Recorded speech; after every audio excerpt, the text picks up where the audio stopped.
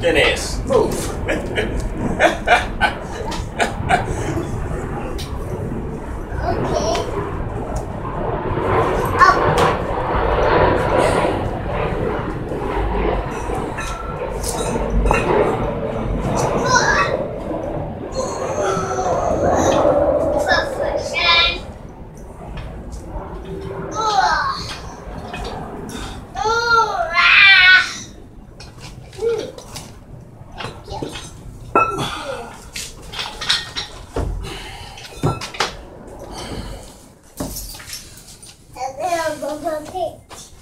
Skull crushers.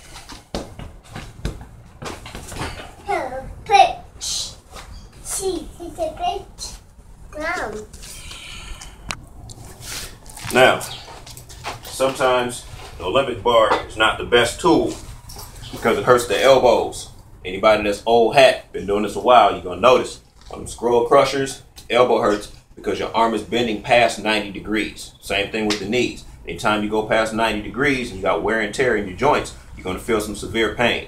The alternative for that, you use dumbbells and you do it the same way you do leg extensions. Notice on leg extensions, you go from 90 degrees to 180 degrees, 90 degrees to 180 degrees. You don't come all the way back here, you end up with knee pain long term. Do the same thing here. Watch this. Take a pair of dumbbells. Lay almost off the bench. Arms back, extend them out. Turn them if you want to emphasize the inner head.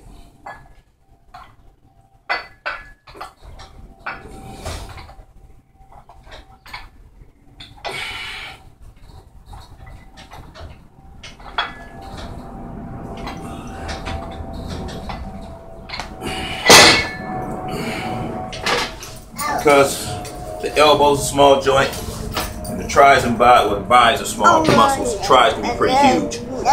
You want to use moderate weight.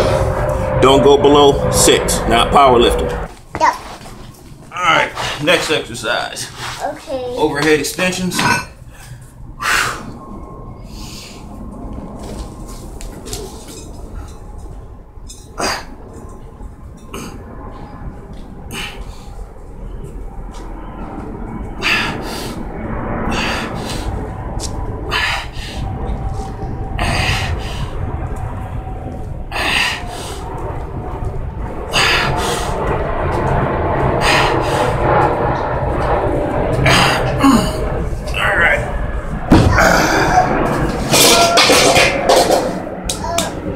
Buddy. Again, bothers your elbow, suggested alternative exercise would be kickbacks, where you take the dumbbell, or take your dumbbell, 90-degree band once again, kick it back. You're going to feel that in the outer tricep head. You can also turn it here if you want to feel it more in the inner, which is closer to the body, or you can turn it this way. But I usually recommend going straight and then flexing the wrist at the very end. Bring it up, flex the wrist, and you can see the muscle working. Same thing, opposite side.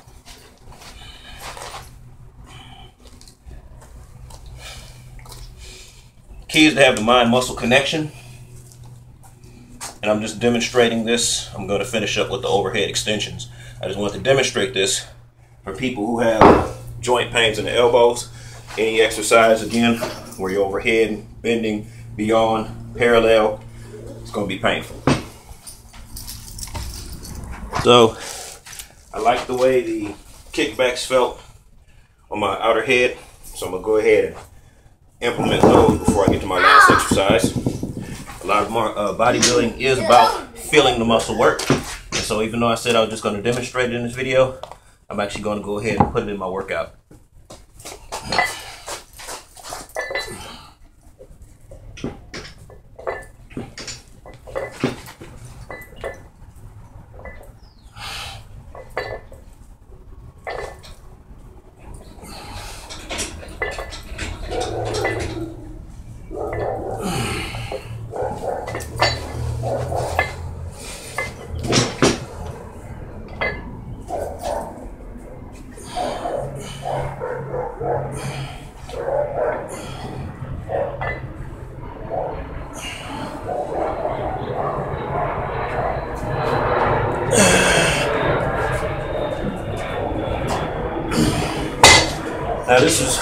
42 pounds, so we're not going super heavy.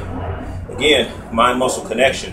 And also remember, we're doing this to enhance martial arts. If you're doing this strictly for competing in a bodybuilding show, it's progressive resistance. That means every week, or at the very least every month, you want to be increasing the poundage of the weights. So I'm doing 42 pounds. If I was getting ready for a show, that might go up to 50 pounds.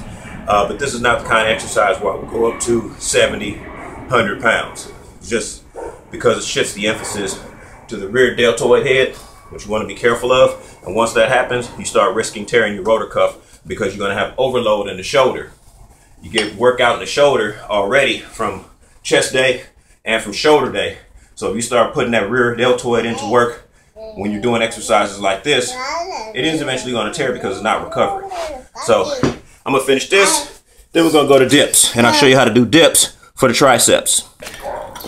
Last exercise, we're looking for a pump. Now, the difference between these dips and the dips you do for chest, of course, is where with chest, you face the direction that you're pumping. You would come here, press down. For dips, you want to emphasize the triceps, put your legs in front. Take the chest out of the movement. Some people put weights on their legs. I don't see a benefit to this because the change in angle prevents you from really measuring resistance. Also, you've already done all the heavy lifting. So now, it's about feeling the muscle work, pumping it. The range and reps can be 15 to 25. If that's easy, you increase the intensity by decreasing rest time and emphasizing a longer range of motion. The good thing about dips is, because it's more of a calisthenic workout, meaning I'm only using my body weight, I don't have to worry about hyperextension or the hairpin effect from sending the joint past 90 degrees. Like I said earlier, if you got elbow pain, you're going to have a problem going past 90 degrees without excruciating pain. But for something like a dip, that shouldn't be an issue because you're only dealing with your own body weight. So if you're dealing with calisthenics, you're dealing with your body weight, full range of motion is ideal. Even if you're doing push-ups, do it on cinder blocks. Take your chest down below ground level. Get that full reach because you're not going to hurt yourself. But in an outside object, meaning this iron right here, cinder blocks, remember, iron cinder blocks don't care about you. It's not your friend. It's not your buddy. It's not your lifting partner. It'll kill you and keep falling. Only thing it obeys is gravity. So when you're dealing with your own body weight, you can go as deep and as far and as long and all that flexibility. But when you're using weights, keep in mind, this is not a flexibility workout. It's not an aerobic workout. If you're doing 20 reps, it's too light. You're doing aerobics. Go do calisthenics. That's not what weightlifting is about.